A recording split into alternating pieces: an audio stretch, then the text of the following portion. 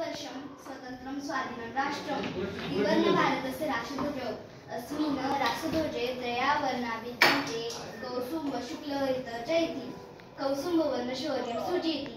श्वेतवर्णस्य उद्देशः पावित्रं शान्तिः औदार्यं च। निसर्गस्य वैभवं हरितवर्णस्य प्रयोजनं। राष्ट्रध्वजोऽस्मिन् विद्यमानम् अशोकचक्रं धर्मस्य शास्त्रम् उपदिशति। विश्वाय शान्तिसन्देशं यच्छति। न केनापि कदापि राष्ट्रध्वजस्य अवमानः कार्यः। तिरंगाचे वर्णन मी संस्कृत भाषेमध्ये केले, कारण संस्कृत ही सांस्कृतिक भाषा आहे। आज आपण येथे 75वा स्वातंत्र्य दिवस साजरा करायला एकत्र आलो आहोत। 14 ऑगस्ट 1947 रोजी पंडित जवाहरलाल नेहरू यांनी सर्व भारतीयांसाठी संदेश देत म्हणाले, सर्वजण झोपत आहे। आज मध्यरात्रीनंतर भारताच्या स्वातंत्र्याची पहाट होणार आहे। सगळ्यांना स्वातंत्र्य दिवसाच्या खूप खूप शुभेच्छा। भारत या शब्दाचा तुम्हाला माहिती आहे का? तर भा म्हणजे तेज, रक्त म्हणजे निर्माण झालेला, तेजात निर्माण झालेला असा आपला भारत देश।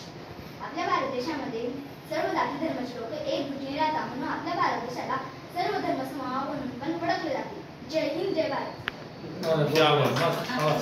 छान पाठ केले बघा, संस्कृती पाठ केले बघा, छान।